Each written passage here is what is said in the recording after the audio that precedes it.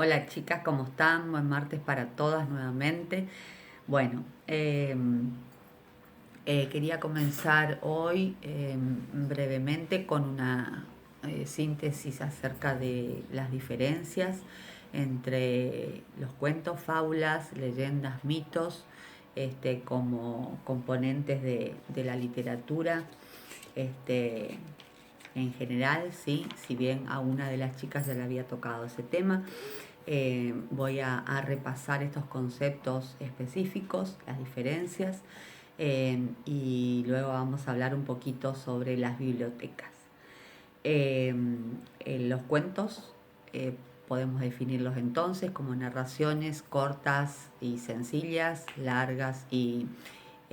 profundas, ya sea destinada para adultos como para niños, eh, en donde justamente el propósito es expresar de forma este, de diferentes formas, no solo artísticas, sino también desde otras posturas, alguna idea central o alguna historia central, en donde eh, la acción, los personajes, el ambiente y el tema resumen una, una actividad o una propuesta literaria específica. Estos pueden ser presentados en forma escrita o en forma oral. Eh, Van a ver que los distintos tipos de cuentos que figuran en el módulo son específicamente los que menciona la literatura en general, pero que existen otros eh, que quizás no son tan mencionados, pero que sí son componentes, ya que forman más parte de la literatura para adultos, si se quiere, ¿sí? Que son los cuentos realistas, los maravillosos, los policiales, los de ciencia ficción y los fantásticos. Cada uno de ellos tiene una diferencia, una connotación diferente y por lo tanto se los definen diferentes también. Eh, eh, Como ven, y por eso digo, es muy pero muy amplio este tema de la literatura, ya que abarca mucho y podemos hablar muchísimo, pero específicamente vamos a ir abordando la parte que nos compete y que nos corresponde como nivel inicial. Eh, las fábulas en general y a través del tiempo fueron asociadas a historias escritas con eh, de animales, ¿sí? Específicamente de animales, pero no es tan así. Es decir, también constituyen estas formas de narración otros personajes, otros objetos, mejor dicho, que pueden personificar a otros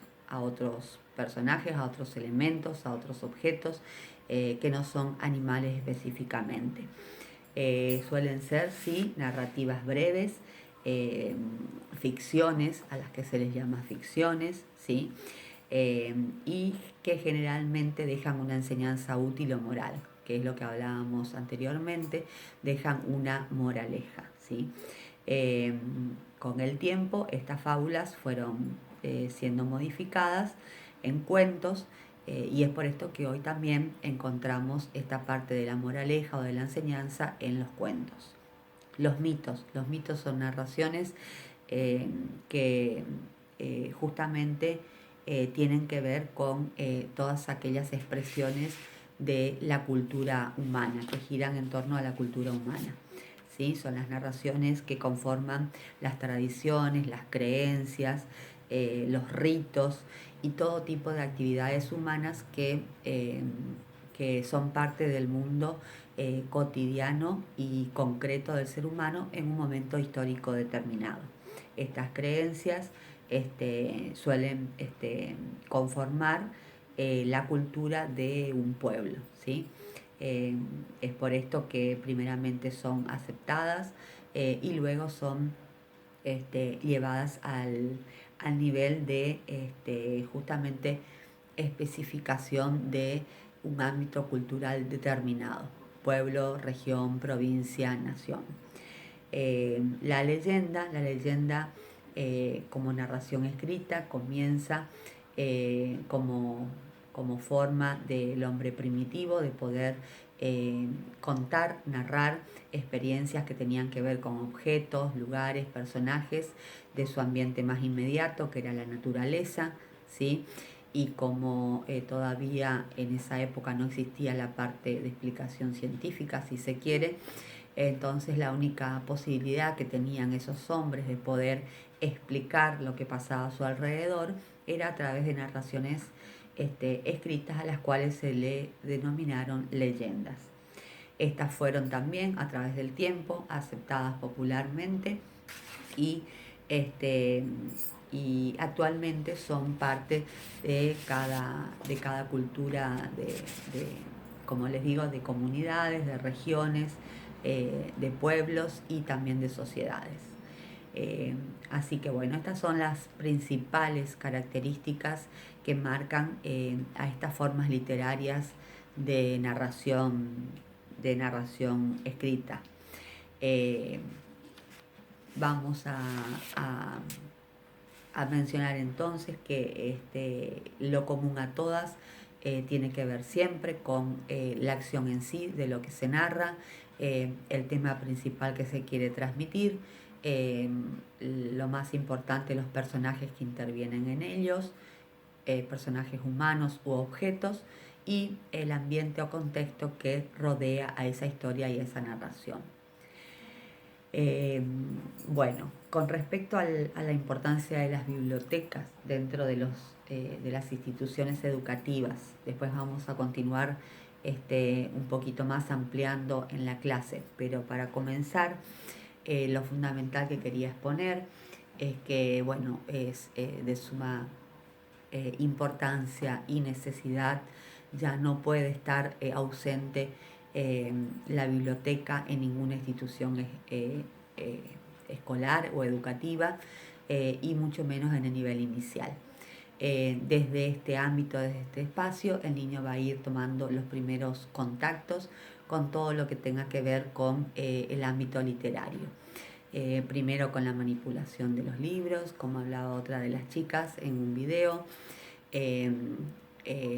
ya que empieza primero jugando, lo toma el libro como un juguete y no como una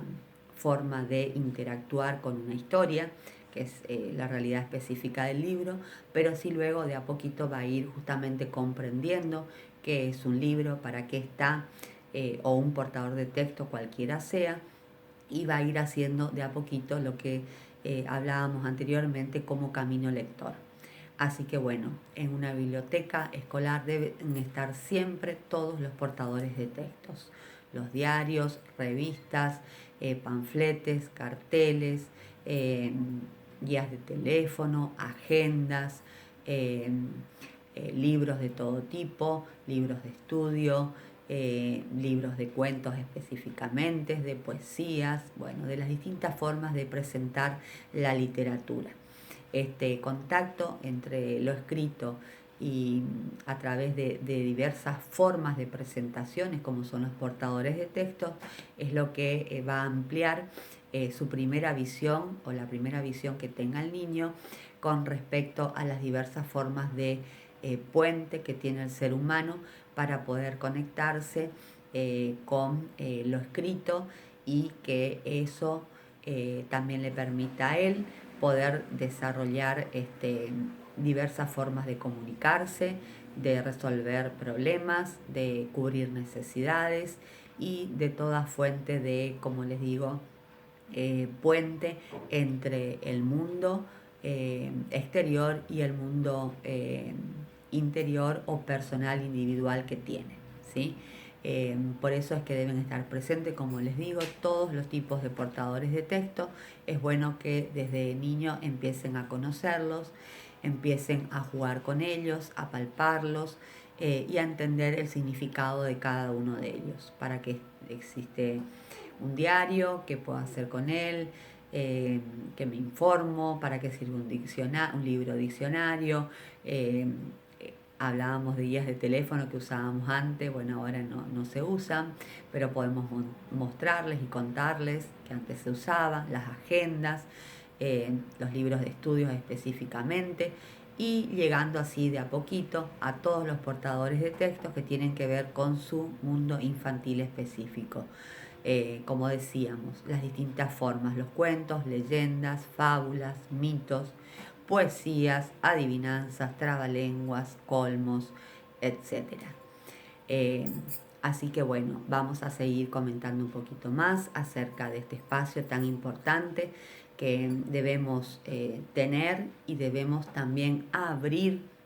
dentro de las prácticas educativas en las escuelas y sobre todo en los jardines de infantes. Y digo abrir porque muchas veces la biblioteca está, los libros están, los portadores de texto están, pero no es un espacio habitualmente usado o bien usado o utilizado realmente como objeto para la didáctica específica, para el aprendizaje específico de las áreas de literatura o de lengua dentro del jardín de infante en nuestro caso. Entonces, tener el espacio, como les digo, abierto como forma, como espacio personal, institucional, para llegar al aprendizaje específico y a la apertura de todo el mundo de la literatura infantil, de sus diversas posibilidades, formas, estructuras, dimensiones, que van a ser el primer proceso de contacto entre el niño y ese mundo literario al que queremos llegar y que a la vez va a ser el que nos va a posibilitar un aprendizaje significativo en el área específica de lengua. Así que bueno, hablando de alfabetización lingüística, este es un aspecto que no puede estar ausente y que debemos realmente,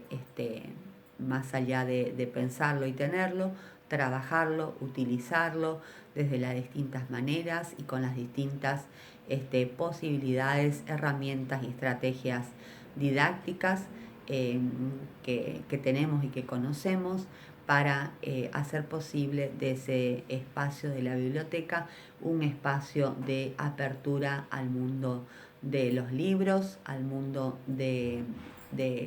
lo bello que tiene la lengua y la literatura,